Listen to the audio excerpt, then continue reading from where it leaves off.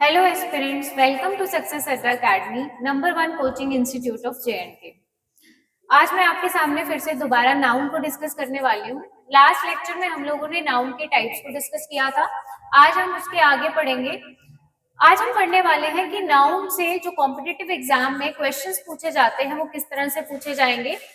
तो मैं आपको बता दूं, नाउन से अक्सर जो क्वेश्चंस आते हैं किसी भी तरह के एग्जाम्स में, चाहे हम जेकेएसएसपी की बात करें, एसएससी की या बैंकिंग की, नाउन से अक्सर एरर की फॉर्म में क्वेश्चन आपको देखने को मिलेंगे।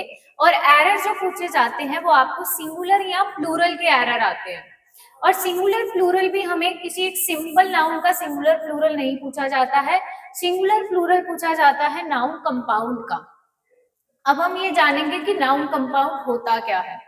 एकेडमिक्स में मैं आपको याद दिलाऊंगी कि जैसे हमने सिंगुलर प्लूरल तो एकेडमिक्स में भी पढ़ा है, लेकिन वहां पर हमने जो सिंगुलर प्लूरल पढ़ा है वो बहुत ही सिंपल सिंगुलर प्लूरल हमने डिस्कस किया हुआ है। जैसे कि चेयर का प्लूरल चेयर्स होता है। अगर आपको किसी भी नाउन का प्लूरल बनाना है तो सिंपली उसके साथ एस ऐड कर दीजिए। उसमें हम खाली मतलब सिंगुलर नाउन का जो है एक सिंगल वर्ड जो नाउन है उसी का प्लूरल बनाते हैं। फैन का फैंस हो गया, टेबल का टेबल्स हो गया, नाइफ का नाइफ्स हो गया।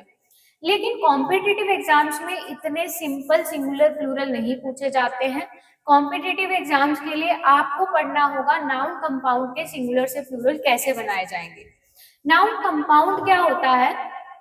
देखिए, जैसा कि वर्ड कंपाउंड बता रहा है कि ये मिक्सचर की बात हो रही है। साइंस में भी हम पढ़ते हैं ना कंपाउंड, जो कि जिसमें कॉम्बिनेशन होगा दो या दो से ज्यादा आइटम्स का, एलिमेंट्स का, तो उसे हम कंपाउंड बोलते हैं।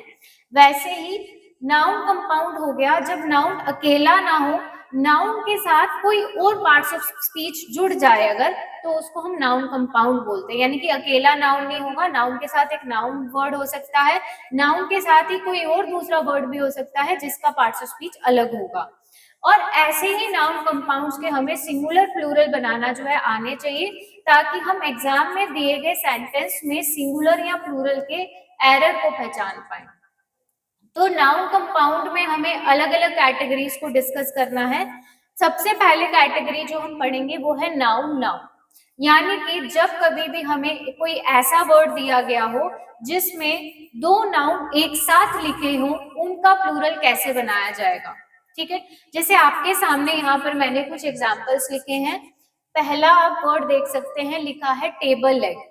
टेबल भी एक नाउन होता है, लेग भी एक नाउन होता है, लेकिन इस वर्ड में अलग क्या है, टेबल और लेग जो है हमें इकट्ठा दिया गया है, यानी कि दो नाउन इकट्ठे दिए गए हैं और ये सिंगुलर फॉर्म है। अब हमें इसका प्लूरल बनाना आना चाहिए।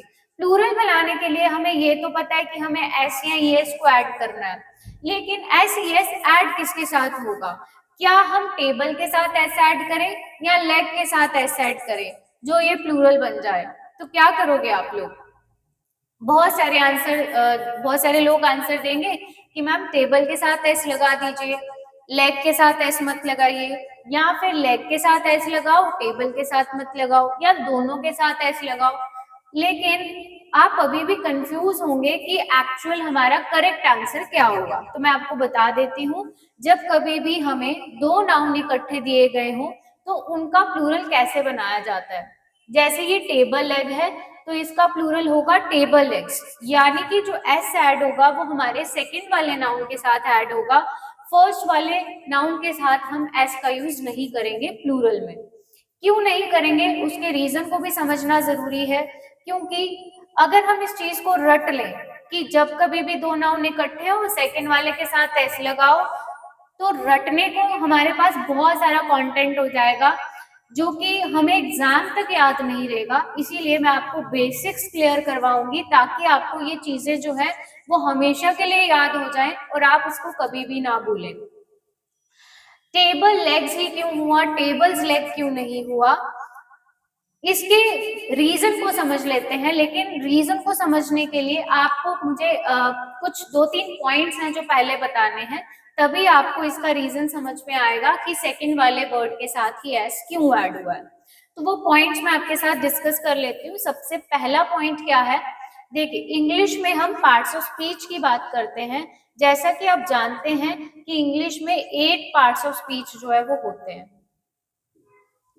8 पार्ट्स ऑफ स्पीच कौन से हैं, जैसे कि नाउन है, प्रोनाउन है, वर्ब है, एडवर्ब है, एडजेक्टिव है, आर्टिकल्स हैं, प्रीपोजिशंस हैं, इंटरजेक्शंस। ठीक है, ये कुछ पार्ट्स ऑफ स्पीच हैं।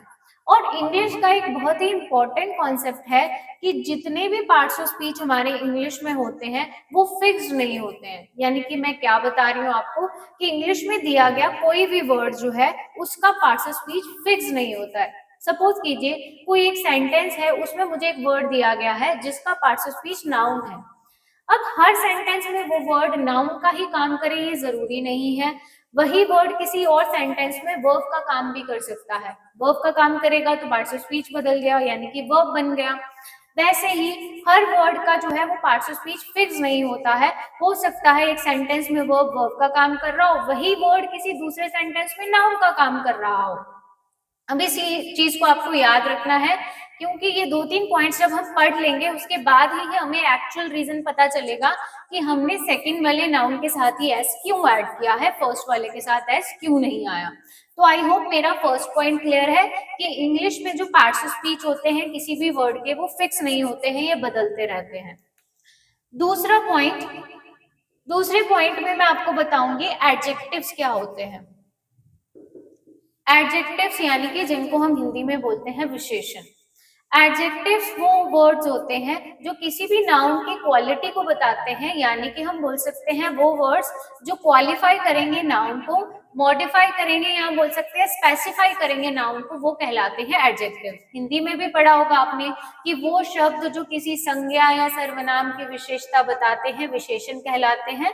जी हाँ, एडजेक्टिव होता है विशेषण जो विशेषता बताएगा किसी नाउन की, यानी कि क्वालिफाई करेगा नाउन को। ठीक है, आई होप एडजेक्टिव्स क्या होते हैं वो क्लियर हो गया आपको। अब एडजेक्टिव्स क्यों डिस्कस किया ये भी मैं आपको बाद में बताऊंगी, पहले हम तीसरे पॉइंट को समझ लेते हैं।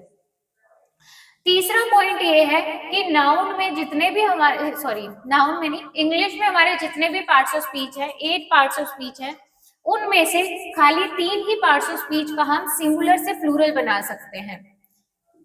एक बार फिर से सुनिए, मैंने आपसे कहा कि इंग्लिश में हमारे जितने भी पार्ट्स ऑफ स्पीच हैं उनमें खाली 3 ही पार्ट्स ऑफ स्पीच ऐसे हैं जिनके आप सिंगुलर से प्लूरल बना सकते हैं। वो कौन से पार्ट्स ऑफ स्पीच है? नाउन है, प्रोनाउन है और वर्ब है। यानी कि इंग्लिश में अगर आपको किसी का सिंगुलर या प्लूरल बनाना है तो वो वर्ड या तो एक नाउन होगा, प्रोनाउन होगा या वर्ब होगा। इसके अलावा अगर मैं बात करूं बाकी के पार्ट्स ऑफ स्पीच की, जैसे कि एडजेक्टिव्स हो गए, प्रेपोजिशंस हो गए, आर्टिकल्स हो गए, इंटरजेक्शंस हो गई, इनके आप प्लूरल नहीं बना सकते हैं।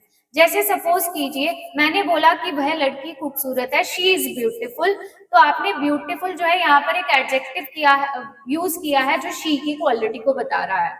वही अगर लड़कियां 2 होंगी तो हम ऐसे बोलेंगे दे आर ब्यूटीफुल। हम ब्यूटीफुल के साथ ऐसे ऐड नहीं कर सकते। क्यों नहीं कर सकते? क्योंकि ब्यूटीफुल एक एडजेक्टिव है और जैसा कि अभी बताया गया कि एडजेक्टिव्स के प्लूरल नहीं होते हैं, तो ब्यूटीफुल ही रहेगा, वो ब्यूटीफुल्स नहीं हो सकता। तो I hope my third point is also clear. I repeat my all the 3 points. First is कि इंग्लिश में पार्ट्स ऑफ स्पीच फिक्स नहीं होते हैं, ये बदलते रहते हैं। दूसरा पॉइंट था एडजेक्टिव्स क्या होते हैं जो क्वालिटी बताएंगे नाउन की। तीसरा पॉइंट सिंगुलर या प्लूरल जो है वो नाउन, प्रोनाउन या फिर वर्ब के ही बनाए जा सकते हैं। इसके अलावा किसी और पार्ट्स ऑफ स्पीच का आप प्लूरल नहीं बना सकते हैं। अब जब हम इन तीनों पॉइंट्स को डिस्कस कर चुके हैं तो अब हम ये पता लगाएंगे कि ये जो एस है ये सेकंड वाले नाउन के साथ ही क्यों ऐड हुआ। तो समझ लेते हैं। देखिए जैसे ये हमारा वर्ड है टेबल लेग, इसमें जो टेबल वर्ड है वो भी नाउन है, लेग वर्ड भी क्या है? नाउन है। लेकिन कब? जब ये टेबल और लेग अलग अलग लिखा जाए। जब एक साथ लिखा जाए तो क्या होता है कि जो हमारा फर्स्ट वर्ड टेबल है ना, वो लेग के साथ जुड़ने के बाद नाउन रहा ही नहीं, उसका पार्ट्स ऑफ स्पीच बदल गया। कैसे बदल गया? क्योंकि अब ये जो टेबल है वो इस लेग की क्वालिटी को बता रहा है, उसमें मॉडिफिकेशन ला रहा है, उससे रिलेटेड एक्स्ट्रा इंफॉर्मेशन दे रहा है। कहा जा रहा है टेबल की लेग, यानी कि लेग किसकी हुई? टेबल की हुई, चेयर की नहीं है ना, टेबल की है। और टेबल की लेग हुई तो क्या ये टेबल इस लेग की विशेषता हुई? बिल्कुल हुई। तो यहाँ जो हमारा वर्ड टेबल है वो नाउन का काम ना करके अब किसका काम कर रहा है, एडजेक्टिव का काम कर रहा है। वो विशेषता बता रहा है इस लेग की, और अगर ये विशेषता बता रहा है तो ये एक एडजेक्टिव हुआ। और जैसा कि अभी हमने पढ़ा कि एडजेक्टिव्स के प्लूरल नहीं होते हैं, इसी वजह से जब हम इस नाउन कंपाउंड का प्लूरल बनाते हैं तो टेबल के साथ एस ऐड नहीं होता है। क्यों नहीं होता, क्योंकि ये तो नाउन है ही नहीं, अब तो ये एडजेक्टिव बन गया है, इस लेग की क्वालिटी बता रहा है, इसीलिए हम इसके साथ एस ऐड नहीं कर सकते क्योंकि एडजेक्टिव्स के प्लूरल नहीं होते हैं। पार्ट्स ऑफ स्पीच बदल गया ना। तो I hope the concept is clear. Similarly हमारा जो सेकेंड वर्ड है इसका प्लूरल हम बनाएंगे। सेकेंड वर्ड है गर्ल स्टूडेंट, तो इसका प्लूरल क्या होगा, गर्ल स्टूडेंट्स हो जाएगा। यानी कि इस केस में भी हम एस जो है वो अपने सेकेंड वाले नाउन के साथ ऐड करेंगे। क्यों ऐड करेंगे उसका रीजन हम डिस्कस कर चुके हैं। इस केस में भी हमारा जो वर्ड गर्ल है वो नाउन की तरह काम ना करके एडजेक्टिव का काम कर रहा है। स्टूडेंट तो है लेकिन कौन सी student, girl student, boy student नहीं है। बॉय होता तो भी वो स्टूडेंट की क्वालिटी को बताता, गर्ल है तब भी स्टूडेंट की क्वालिटी को बता रहा है। यानी कि यहाँ पर ये किसका काम कर रहा है, एज एन एडजेक्टिव काम कर रहा है, और एडजेक्टिव्स के प्लूरल नहीं होते, इसी वजह से हम गर्ल के साथ ऐसा ऐड नहीं करेंगे। तो पहली कैटेगरी हम डिस्कस कर चुके हैं। जब कभी भी आपको दो नाउन इकट्ठे दिखाई दे, उनका जब भी प्लूरल बनाया जाएगा तो एस हमेशा हम सेकंड वाले नाउन के साथ ऐड करेंगे। क्यों करेंगे, रीजन क्या है, क्योंकि फर्स्ट वाला नाउन जो है हमारा वो एडजेक्टिव का काम करेगा। इसके बाद हमारी नेक्स्ट कैटेगरी है नाउन कंपाउंड में, नाउन प्रेपोजिशन नाउन।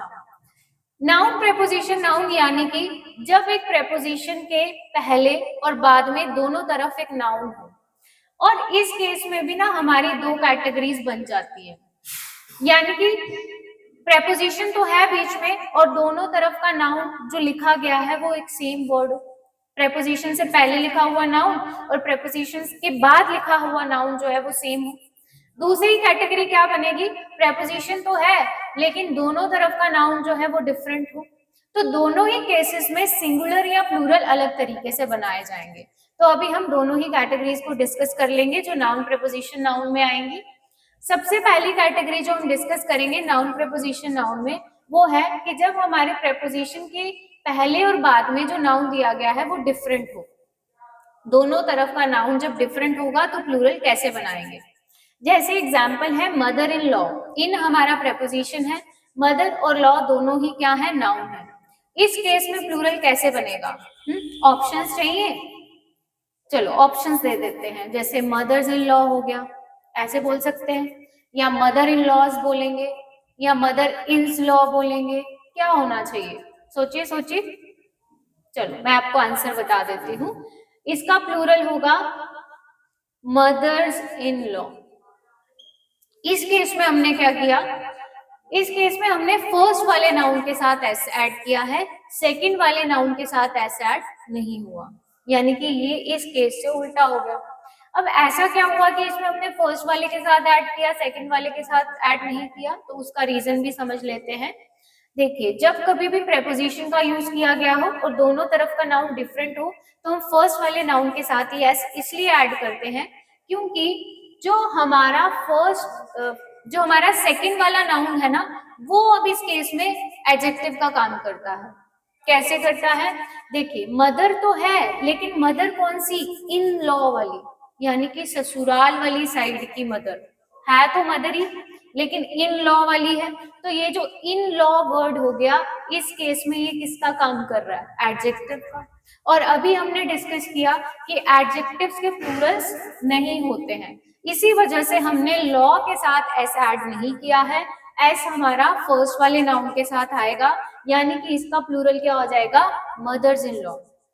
एक और कॉन्सेप्ट से हम इसको याद रख सकते हैं, जैसे कि आपने अगर सिंगुलर प्लूरल पढ़े तो आपको ये पता होगा कि मदर का प्लूरल क्या होता है, मदर्स, फादर का प्लूरल क्या होता है, फादर्स, ब्रदर का प्लूरल ब्रदर्स। यानी कि मदर हो या मदर इन लॉ हो, है तो माई, तो मदर का प्लूरल क्या होगा, मदर्स ही होगा ना। लॉ के साथ ऐसा ऐड नहीं होगा क्योंकि ये एडजेक्टिव का काम कर रहा है। इसी के जैसा सेकंड एग्जांपल है मेंबर ऑफ पार्लियामेंट। इस केस में भी प्रेपोजिशन है, दोनों तरफ का नाउन डिफरेंट है। अब आपको पता लग ही गया होगा कि इसका प्लूरल क्या होगा। जी वेरी गुड, क्या होगा? Member of parliament, members of parliament. यानी कि एस किसके साथ आएगा? मेंबर के साथ आएगा, है ना, क्योंकि मेंबर तो है लेकिन किसका? पार्लियामेंट का। तो ये वर्ड जो है ये एडजेक्टिव का काम कर रहा है, इसलिए इसके साथ हम एस ऐड नहीं करेंगे, मेंबर के साथ ही एस ऐड होगा। तो आपको ये समझ में आ गया होगा कि नाउन प्रीपोजिशन नाउन में जब दोनों तरफ का नाउन डिफरेंट हो तो हम फर्स्ट वाले नाउन के साथ ही एस ऐड करते हैं। ओके, अब इसी नाउन प्रीपोजिशन नाउन की सेकंड कैटेगरी है जब दोनों तरफ का नाउन जो है वो सेम हो, यानी कि बीच में प्रीपोजिशन हो लेकिन पहले और बाद में लिखा गया नाउन वर्ड जो है वो सेम हो। उस केस में हम प्लूरल कैसे बनाएंगे? जैसे ही आपके सामने एग्जाम्पल है पेज आफ्टर पेज, बताइए इसका प्लूरल क्या होगा? Pages after page, page after pages या पेजेस आफ्टर पेजेस, क्या होना चाहिए? सोचिए सोचिए। ओके चलो मैं आपको आंसर बता देती हूँ। ये सिंगुलर हो या प्लूरल हो, इस केस में आपका दोनों में आंसर सेम होगा। यानी कि एक तरह से हम बोल सकते हैं कि प्लूरल बनते ही नहीं है। सिंगुलर में भी पेज आफ्टर पेज है, प्लूरल में भी पेज आफ्टर पेज है। वैसे ही इसमें भी दोनों तरफ का नाउन सेम है, आर आफ्टर आर, प्लूरल में भी ये सेम ही रहेगा, आर आफ्टर आर। अब ऐसा क्यों हो रहा है? इस केस में तो हम ऐसा ऐड कर रहे थे, इसमें तो किसी के साथ ऐसे नहीं ऐड हुआ। क्यों नहीं हुआ? क्योंकि देखिए ये जो हमारा नाउन है पेज और पेज, ये हम ऑलरेडी 2 बार यूज कर चुके हैं। और प्लूरल का मतलब क्या होता है? एक से ज्यादा।